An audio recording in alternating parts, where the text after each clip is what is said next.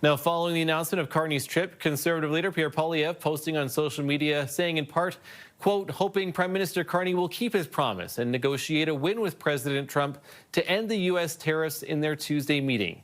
Poilievre went on. Told me a couple of weeks ago they want to be part of it. To which I said, well, why don't you just join our country? You become 51, become the 51st state. Let's now bring in Peter MacKay, former Conservative Foreign Affairs Minister, in this conversation. Sir, good morning and thank you for your time. Good morning, actually. Good to be with you. Prime Minister Mark Carney is heading to the White House for a meeting with U.S. President Donald Trump. The primary goal of this visit is to discuss trade relations between the two countries, particularly issues related to steel and aluminum tariffs. According to information from Canadian sources who spoke with CBC News and Radiocon Academy, the Canadian delegation hopes to achieve partial tariff relief. These expectations reflect the current complexity of trade negotiations between the two nations. Current state of tariffs. At present, tariffs on steel and aluminum stand at 50%. Additionally, 25% tariffs have been imposed on automobiles and other sectors. These measures have had a significant impact on the Canadian economy. Statistics show that steel production in Canada declined by 30% in May alone. In response to this situation, the Canadian federal government announced a $400 million loan to Algoma Steel to maintain its operations. Important context, approximately 75% of aluminum used in the United States comes from Canada. This creates an interdependence that affects both sides of the trade relationship. Impact on various industries. Canada's forestry sector is also experiencing difficulties. New duties reach as high as 45% on softwood lumber. About 90% of Canadian products from this sector are exported to the U.S. market.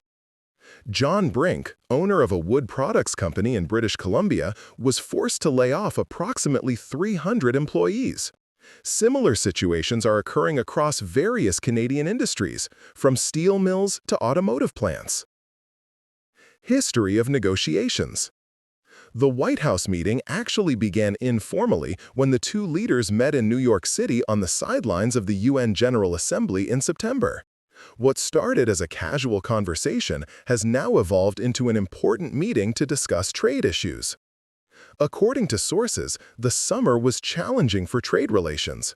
Trade deadlines passed without new agreements, new tariffs were imposed on Canada, and difficulties arose, including the issue of Canada's proposed digital services tax. Economic significance of U.S.-Canada trade. Canada is the top export destination for 36 U.S. states. Approximately $3.6 billion worth of goods and services cross the border daily. About 60% of U.S. crude oil imports come from Canada, and 85% of electricity imports also originate from Canada. These figures demonstrate the deep economic integration of the two countries and the importance of their trade relationship for both economies. Approach to negotiations. Some sectors have received relief. However, there are no exceptions for Canadian steel and aluminum. This selective approach creates different conditions for various industries. Canadian sources hope that any steel tariff relief will create a framework for how other tariffs already imposed on Canada could be lowered. This underscores the comprehensive nature of trade issues. Business uncertainty. Economics professor Joseph Steinberg explains that the continuous negotiation structure starting in 2026 creates uncertainty for businesses. Manufacturers and automakers are hesitant to make major investment decisions when trade rules could change. Starting in 2026, the three countries will need to continuously negotiate to extend the trade agreement.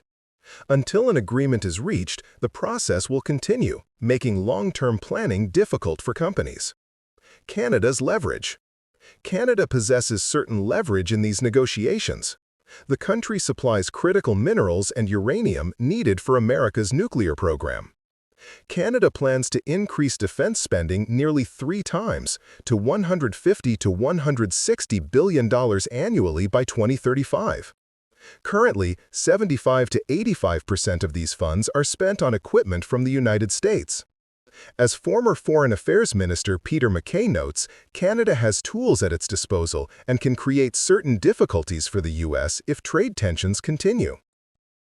Strategic importance. Canada is the largest foreign supplier of steel, aluminum, and uranium to the U.S.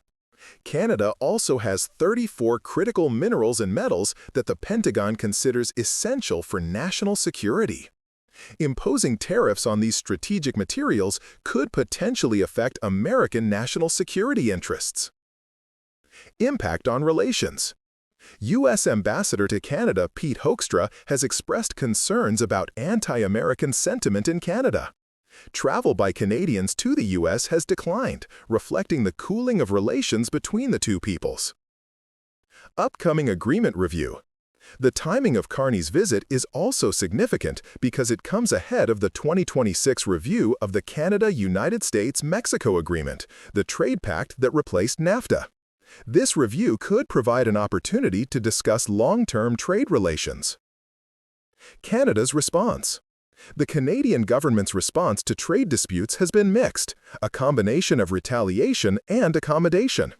Canada initially imposed counter tariffs on U.S. goods, including a 25% tariff on $30 billion worth of U.S. imports and an additional 25% duty on metal tariffs.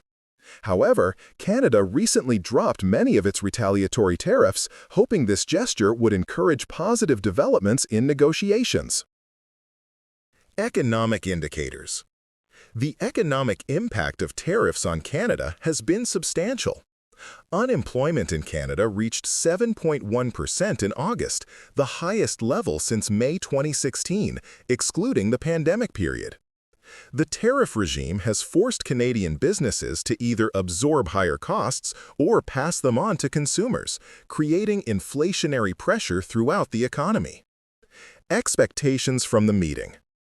Typically, a leader-to-leader meeting would include announcements of finalized agreements or plans, but this meeting has no such expectations. Instead, the meeting is viewed as an opportunity for dialogue and discussing ways to move forward. Sources characterize ongoing trade talks as positive, despite the lack of concrete progress.